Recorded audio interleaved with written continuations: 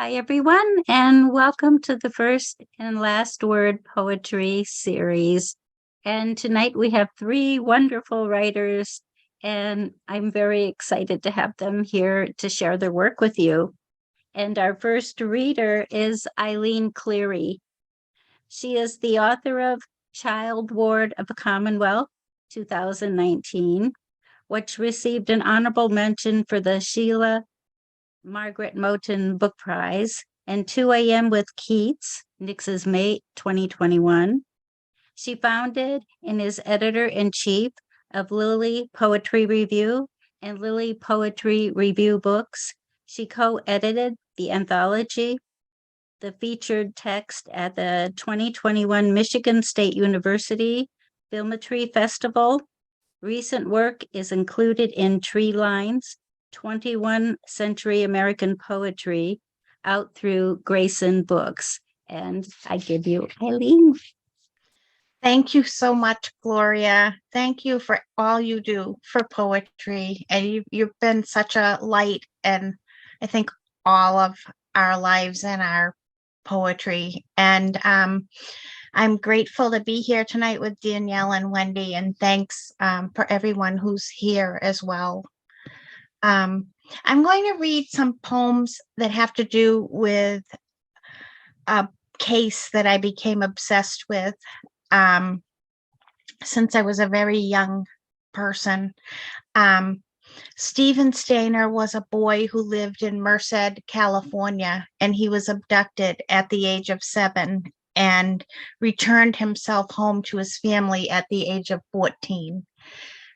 Saving another boy in the process. And for other reasons, I was away from my family for 7 years, around the same age as Stephen. And so when it came on the national news that Stevie had returned himself home, and I was around his age, it was so moving to me, and I could never stop thinking about him. And I only just now have been able to write about him. So that's what I'll mostly be reading tonight. And the first poem is called If Stevie Were Never Taken. I'd stopped seeing the parkway where red ball gas persists long after it closed for business.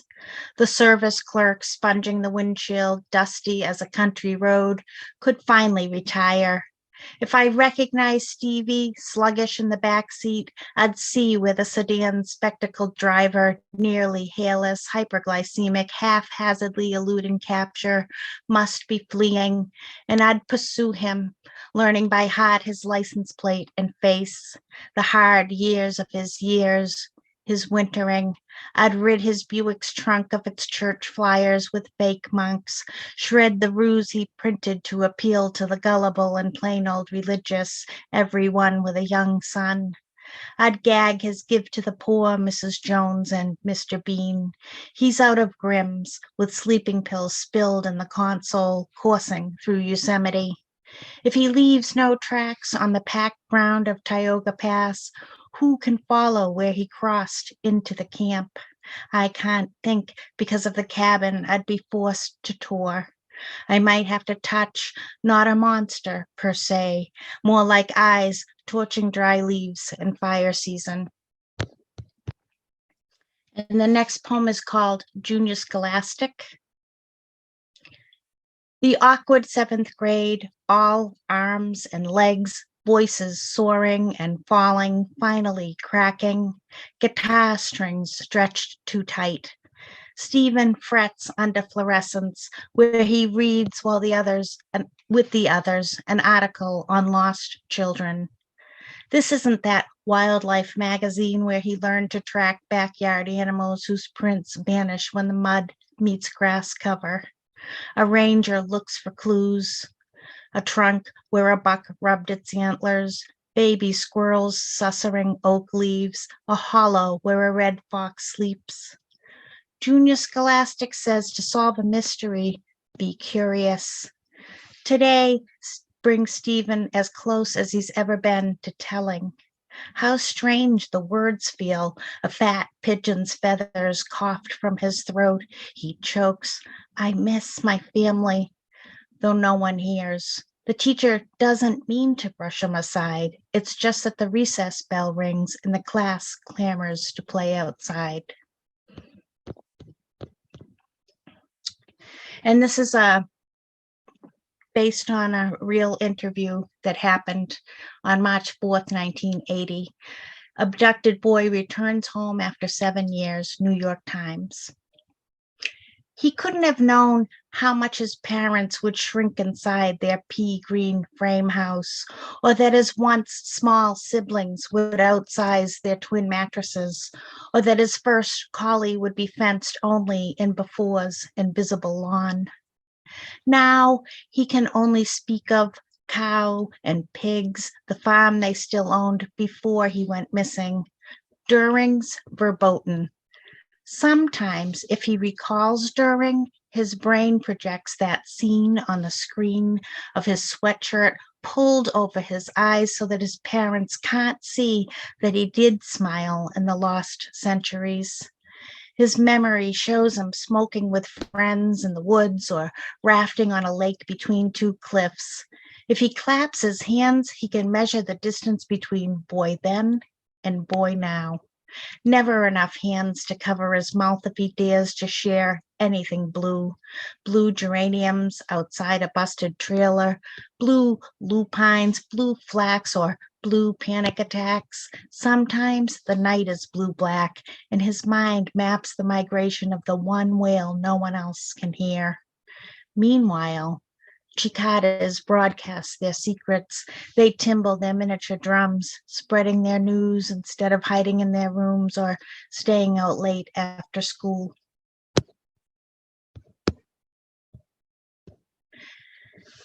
Keeping Up Appearances on ABC News, March 14th, 1980. Live from a Sacramento living room, televised before the dawn birds bridge into chorus, about 2 weeks after his escape, in an interview where Stephen Stainer sports a coffee-colored jacket dwarfing his shoulders as his parents flank either side of the couch, Dell wearing his beige leisure suit, and Kay decked in her browniest slacks and lemon sweater vest. The reporter noting that off camera, a lawyer would make sure not to compromise their abduction case. Their son can't remember which days during his 7 years held captive he thought which thoughts, and Dell admitted that he'd lost hope, which opposed what the viewers were told in the lead-in. So the questions volleyed to Kay, who dutifully chirps that she had gone about my merry way, presumably unflummoxed, vacuuming and packing school lunches for her other 4.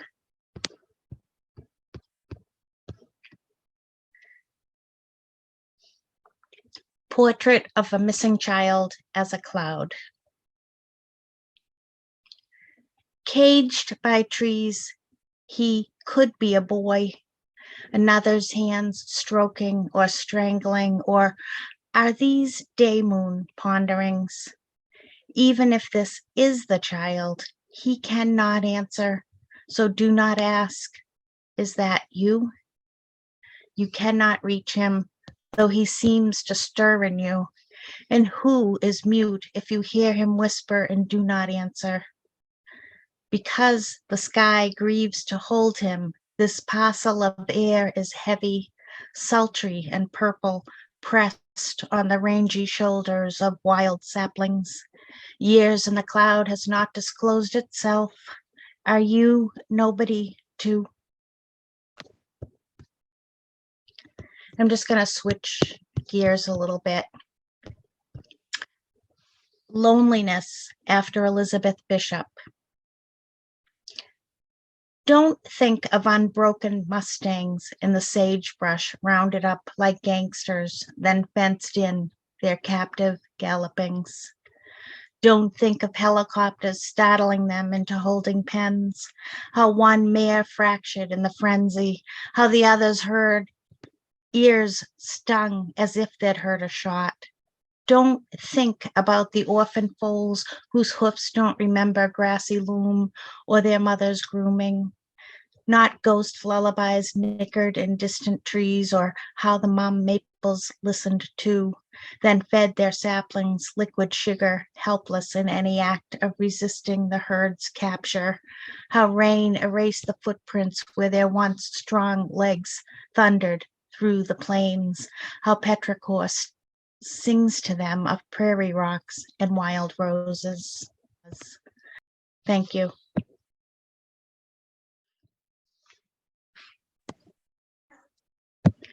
Thank you, Eileen. That was so powerful. Our next reader is Wendy Drexler. She's a recipient of a 2022 Artist Fellowship from Mass Cultural Council. Her fourth collection, Notes from the Column of Memory, was published in September 2022. Her poems have appeared in Barrow Street, J Journal, Nimrod, Prairie Schooner, and the Threepenny Review, among many others. She's been poet in residence at New Mission High School in Hyde Park since 2018 and is programming co-chair for the New England Poetry Club. And I give you Wendy. Thank you, Gloria. Thank you so much for having me read tonight, and welcome everyone. What a pleasure to read with Eileen and Danielle. Wonderful poems. Eileen, those are really powerful. I'm going to be reading a combination of poems, some from my book, Notes from the Column of Memory, along with some new poems. And I'm going to take advantage of this technology to share my screen and some of the images that inspired these poems. The first one I'm going to read, and I'm going to do a screen share, is called Thinking About the Octopus. So this is a screenshot from the film My Octopus Teacher, which just totally blew me away. Thinking about the octopus. I'm thinking about how she opens every one of her 3 hearts and all the brain cells in her 8 arms. How she coils inside a ball, into a ball inside a cloak of shells and stones, wraps herself in a shawl of kelp so the shark won't see her. Regenerates the arm the shark tore off. In seconds, clothes herself in lionfish, flounder, sea snake, then jets away like a rocket to slip inside a crack no larger than her own eye. I'm trying to understand what made her uncoil one shy arm to touch the hand of the filmmaker who dived down to her den 26 days in a row in the kelp forest off the coast of South Africa. And when she spurts through the water, hurls her whole improbable body onto his chest and twines her arms around him, clinging, how can you not call that tenderness? Don't you too want to find a way back to what we once were with each other millions of years ago, that common grammar, that syntax of salt and stars?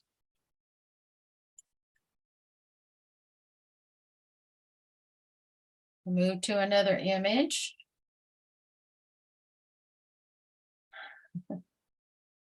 This poem is called Traffic Jam on the 405 North. This is outside of LA. Estimated time in traffic is 15 minutes, the GPS says. And what a mess we've made of us. 5 lanes wide, the mass and rush of us, smog on the horizon, and the billboard inviting us to exit at Manhattan Beach. CNN Money's best place for the rich and single. Hey, you in the Kia, you in the Jaguar, you in the pickup truck in front of me, your ladder strapped to sacks of insulation. 2 or more of every you in every whizzing car in the carpool lane. And you and I in our rented Impala. You are a little soul carrying a corpse, Marcus Aurelius says that Epictetus said. Little soul LAX, little soul listens to Bach, little soul sponges up the minutes inside the steel boxes where each little soul is bantamweight, boxing the timeline. Each little soul is brine, frightened and hustling. Oh, people, sheathe each vanishing second in daisies.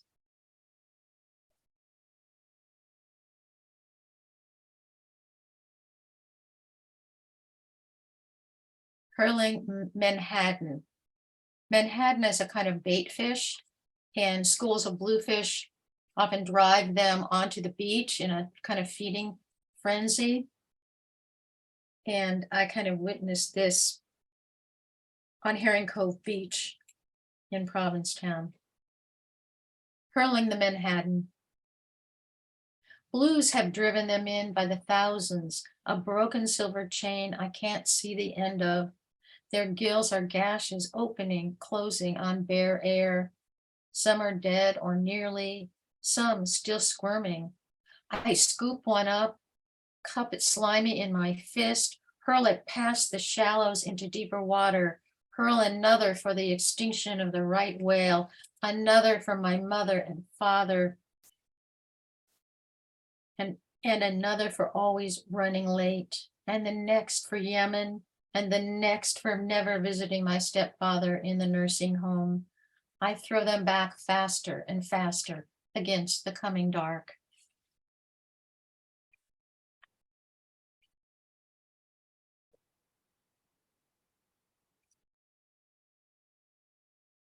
I've inherited a gene mutation called the BRCA gene that greatly increases my risk of developing various kinds of cancer, breast cancer, ovarian cancer, pancreatic cancer. This is a poem for my BRCA gene mutation, and it's in 2 sections. Recitative. All these years, you've been lying in wait, trying to kill me. So I drive fast past the marsh, choked with loosestrife.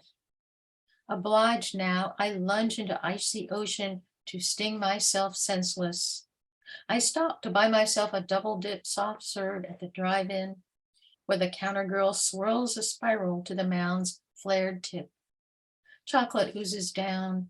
I crunch that cone to crumbs. Where are my lance, my shield, and my greaves? Don't fondle me, don't beggar, don't guzzle my sunset, don't ladder my ribs, don't tribal, don't pied piper my cells over a cliff. Take my ovaries, they're nothing to me now, not my breasts, shapeshifter, and keep your goddamn devil's hands off my daughter, my granddaughter, the present continuous. Let me beat another little riff with her on her toy drum. Aria. You zipped into me right from the zygote, looping through my bloodline. Do you know we go back and back? That after you left Budapest to nest in my grandmother's breast, you glided inside my mother's pancreas, my Aunt Norma's pancreas. I know I bad-mouthed you, but this time I'll go out of my way not to step on your toes. Yes, the toes are our little joke. Listen, why kill me off when we can watch mourning doves balance on the telephone wire, laugh at the weightlessness of dandelion seeds riding the wind, and sing to a passing cloud? Can you believe something that looks so light weighs 1,000,000 pounds? I keep looking out for you, little sequins, little squeeze box, little bracelet wrapped around my every cell. Little carrier, little launch pad, little keepsake. I'm bracing for your broken pinstripe, your falter in the halter of me, your fault line on my chromosome 17.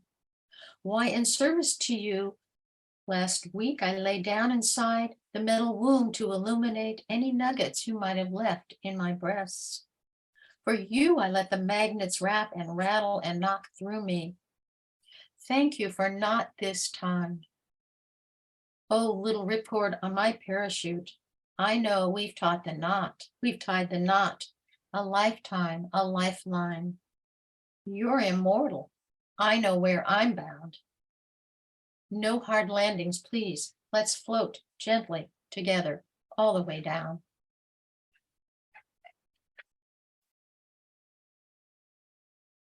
This is a newer poem Another horse poem. I loved your poem about the Mustangs, Eileen. This is Field of Rocking Horses, also known as Ponyhenge in Lincoln, Massachusetts. They are never weary, the ponies, prancing their frozen spiral in a field of grass, forelegs tucked beneath them, hooves and heads held high, their molded plastic manes never stained by rain, their nostrils flaring. No one knows who brought them here. The sawhorse, boxy body painted with blue stars, the black stallion rearing on hind legs, the pink plush-tailed filly. Riderless, bridled and brindled, tooled plastic saddles rest on sturdy metal stands or wooden rockers. Their children who loved them loosened from their withers. This is not their story. I'm not sad today. It's October, crisp, clear, the maples still splendid, saturated in yellow coloratura. And because the horses circle in place, none will tire. Because this meadow has claimed them. Because sunlight dapples their shoulders. Because wind and rain have come and gone and will come again. Because they have known the press of thighs and have been loved as I have been loved.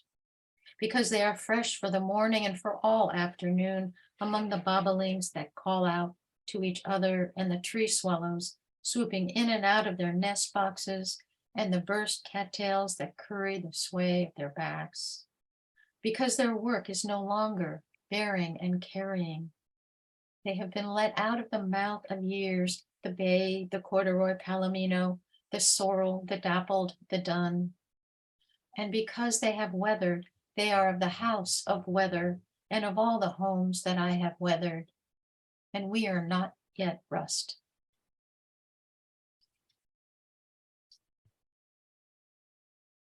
This is also a newer poem called The Passion Flower. This is a photo, real photo, not Photoshop. I took of it at Mount Auburn Cemetery.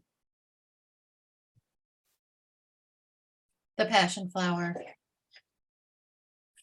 Oh, if I were a bee, I'd barrel right into that ecstatic petticoat, this crazy flower that pulls out all the stops to open for just one day of glory, falling in continuous swoon, a combustion of rapture. No wonder Catholic priests named it after the Passion of Christ. Jerry rigged the filaments into a crown of thorns, stepped up the stigmas to be 3 nails that held Jesus to the cross. I kid you not, I first thought it was plastic right out of the Christmas tree shop or a photoshopped Pop-Tart raucous as a girl's pink and purple Disney princess plastic strap watch or a hand-painted Fabergé brooch. This psychedelic face poking out at me from a vine wrapping the pole on a cemetery path. 5 green anthers like turbines on a small plane, mounted with 3 purple stigmas, about to take flight. From a yellow and purple launch pad, ringed with periwinkle filaments, a confection worthy of Escoffier. Who would go for this today? Wait, I take that back. We're more than ever ready to validate and vindicate, tiki torch and excoriate, lie to make a man, a king, a god, a syndicate.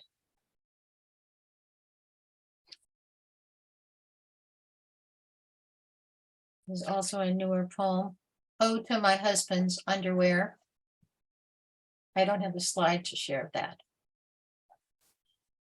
Sunday morning, and you have annoyingly tumbled onto the end of our bed, a clean pile of your laundry, wanting it out of my sight for making me stray from what I'd meant to do.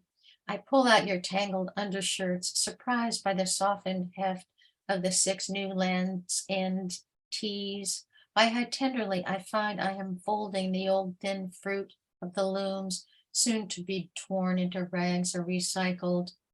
I straighten seams that have enveloped your chest and belly. Inhale OxyClean, sun, old roses, clouds, and rain. Settle them inside the drawer. Then turn to your socks, matching the Tommy Hilfingers, overstaying their years, pair their holy souls and roll them into that sweet ball when mates with mate. I praise the peeled pumas for clinging to your skinny ankles. Fold your briefs into thirds, the way we have folded days into years. Is that what makes me want to praise the elastic bands for cinching your waist, the loose leg holes that lately gap around your thinning thighs, the bands and seams and splices that holster your once rapid and dapper powerhouse of our pleasure? And I'm going to end with, this is actually the final poem in my book. All the hours the night has left. What I'll never have is close to or nearly equals what I've had. I find myself at equilibrium, which may last only a day, the mayfly's brief happiness. No way of knowing if this is happiness or merely the acknowledgement of where I am, skittering and buzzing and looking all around. The pond by now thick with my own kind, the water the halfway shade of tea light and twig. It no longer matters, I can't see clear like the elephant god, remover of obstacles. The first time I heard a concerto and someone told me what makes a key minor is the lowered third, I listened to the sorrow for myself. At last I can name it. Brokenness, beauty, the way through. Thanks very much. Thank you, Wendy. What amazing images. Oh my God. And the poems, they were really incredible. Thank you. And our last reader this evening is Danielle Legros Georges.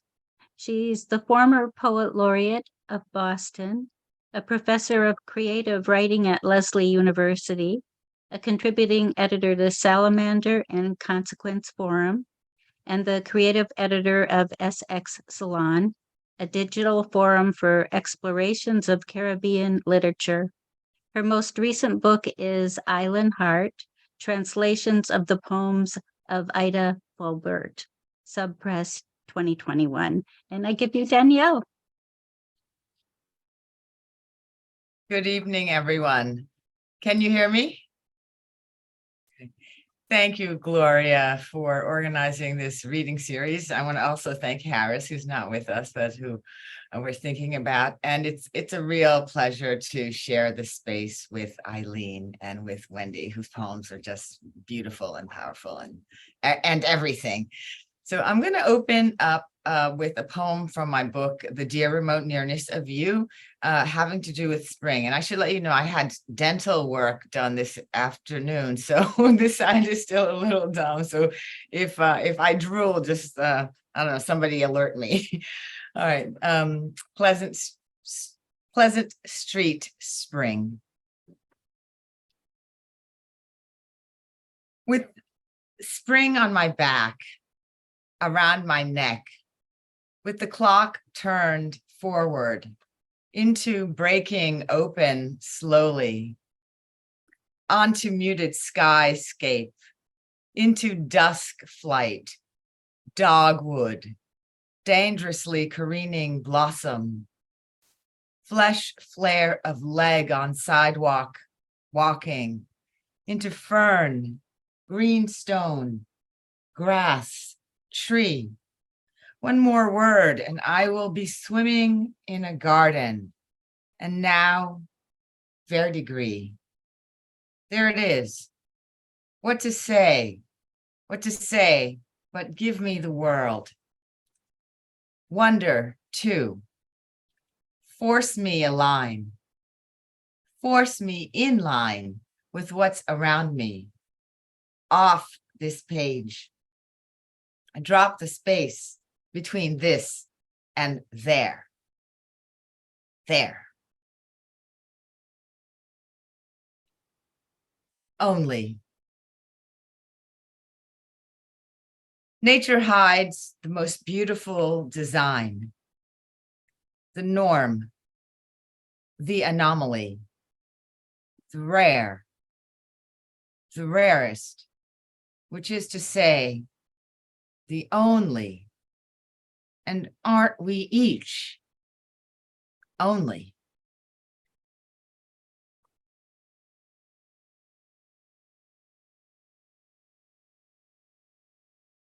Next poem is entitled Transubstantiation.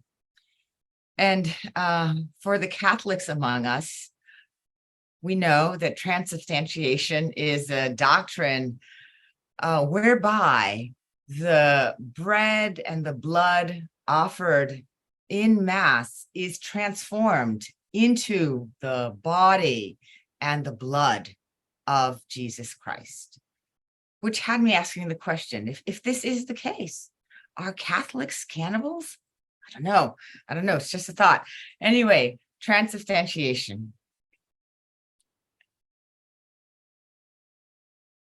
I made a deal with myself and went to Rome to buy a rosary. Being the good Catholic I am, I married ritual and desire to see the Pope's ruby slippers, the Vatican archives, the yellow road bright with redemption.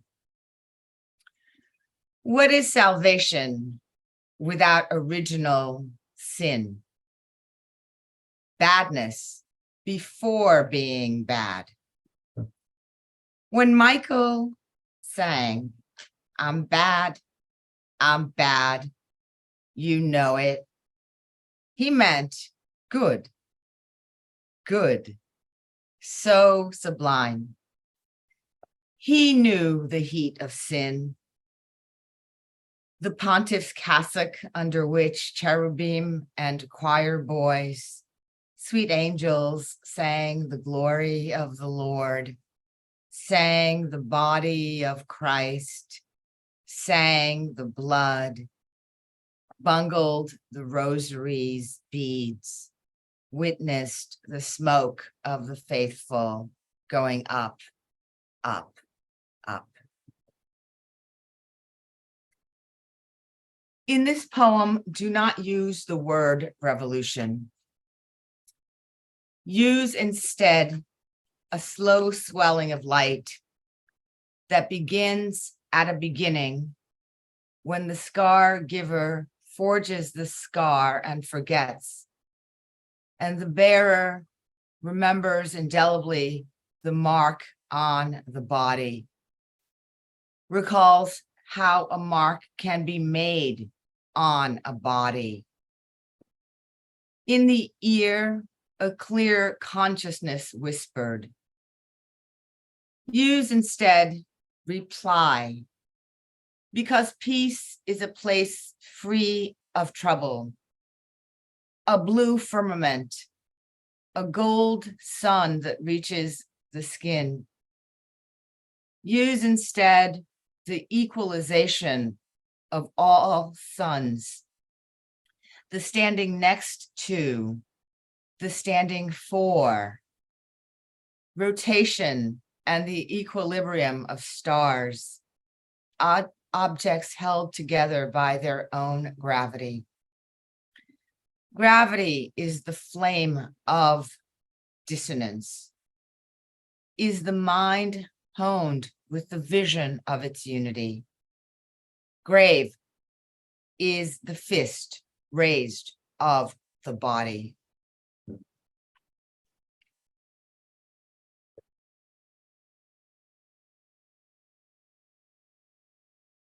This next poem is entitled Meatloaf.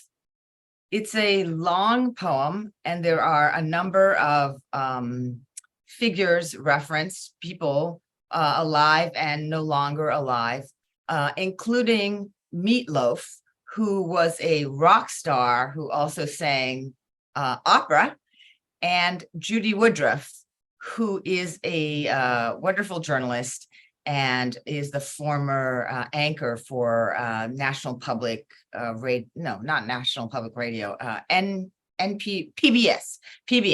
All right. Meatloaf. Oh, and it's long poem. So you are forewarned.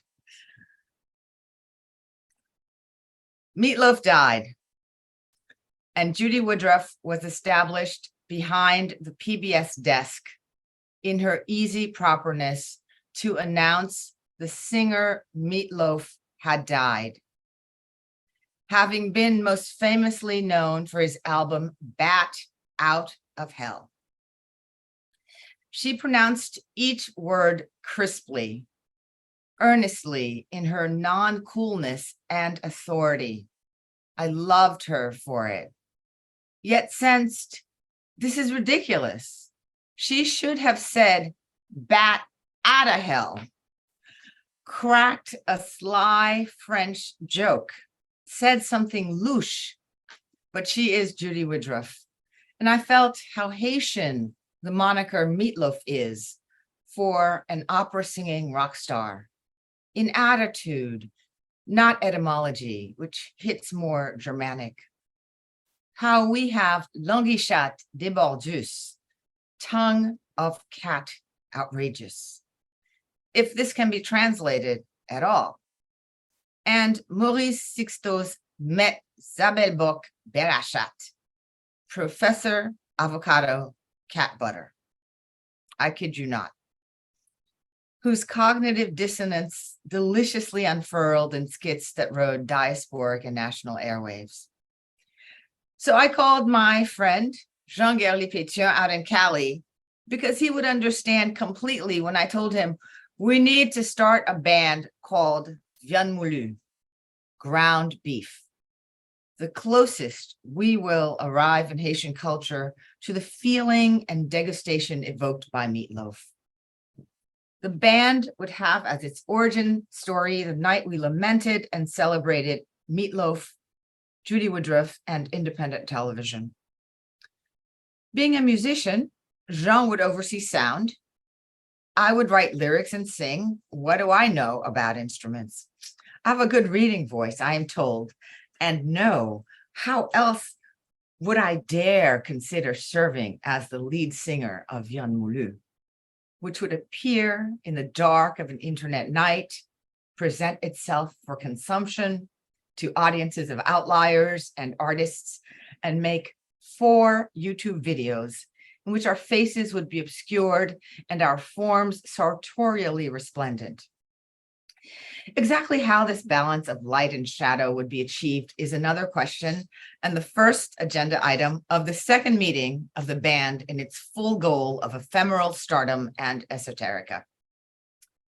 That night, we mulled over the pros and cons of the band name in Creole, Viande Moulue, to be more down, and in an expanding vision, added backup singers christened Lepicles, after the spicy relish, the bright vegetables displayed so magnificently in a bed of vinegar, seen through a clear jar, orange of carrots julienned, translucent olive slivers, the robust bulbs of garlic and green cabbage, and so that we would be not viewed as fancy francophones on account of the French band name. But we decide to keep Viande Moulue for reasons of global audience reach. Think of it, Martinique, Guadeloupe, all of Francophone Africa, and Francophone Africa outside of Africa, Vanuatu, and yes, France and Canada too. Some of the songs would be tongue-in-cheek, of course, and others expressed in pure sincerity, like the glorious rendering of The First Time Ever I Saw Your Face by Roberta Flack, done so equally gloriously by Candace Springs that I nearly burst into tears when I heard it for the first time. Like the songs of the past and the songs to come, mixing together in a dish that makes you cry.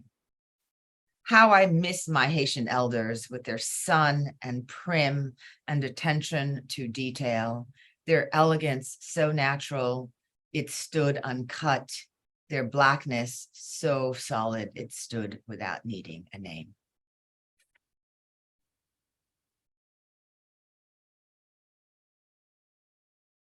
And I'll just read a few poems from my most recent book, which is a book of translations of the poems of a woman named Ida Faubert, who was writing in the early part of the 20th century. She was born in 1882 in Haiti, but was raised in Belle Époque, Roaring Twenties, France, and went back and forth and lived a very admirable and unconventional life.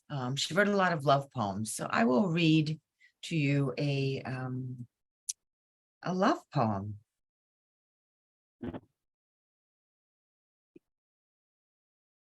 Entitled, I Would Like to Remain. And the French original is entitled, Je voudrais demeurer.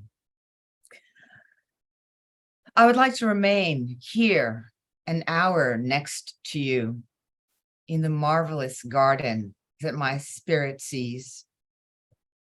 The sun would extinguish itself. The jasmine would shed their petals on our knees. Then you would tell me in this sweet, sweet moment, the dearest secret of your morose soul. How divine would the words be that teach me of your wildest hopes. The roses would open their petals in pure air, and your voice, joined with the cicada's clear song, would sweeten even more the mysterious night. My heart would be yours in this instant of dream, and in this ending of day. You would see my eyes slowly die in the shadow of yours.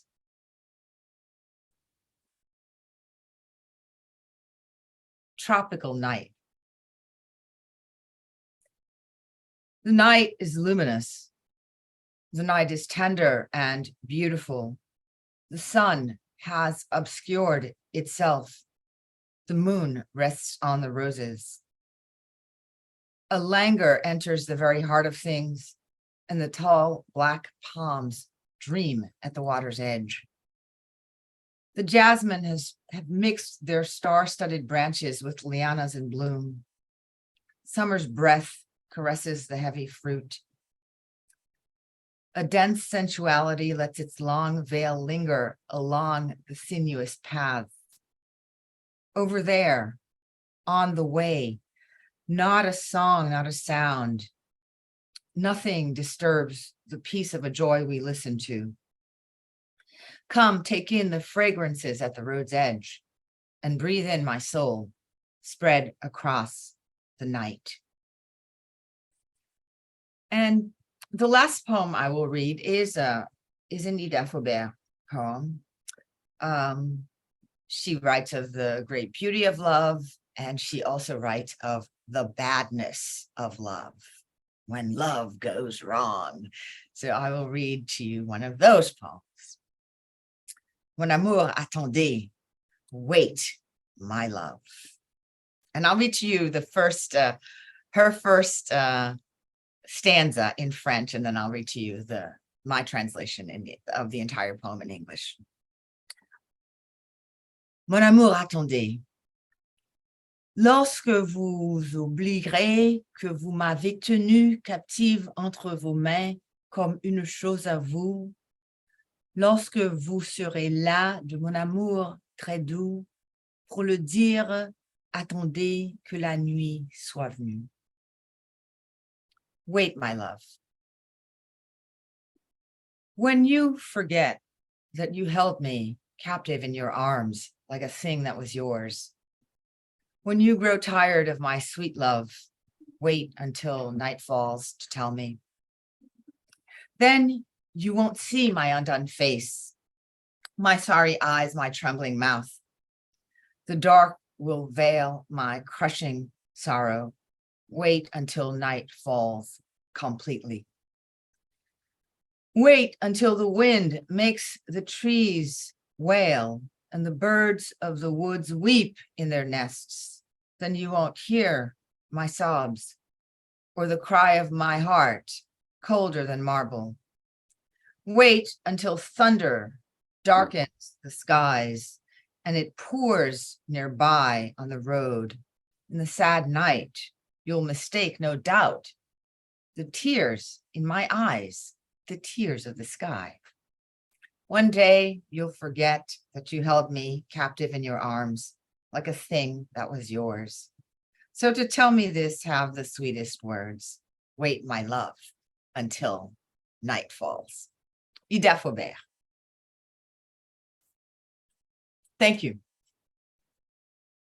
Thank you so much, Danielle. I loved your translations and powerful work. And being raised Catholic, I nearly fell off the chair when you said, "Are Catholics cannibals?" I will not forget that ever. I love it. So thank you so much, everyone, for attending tonight. Can we give our readers another round of applause?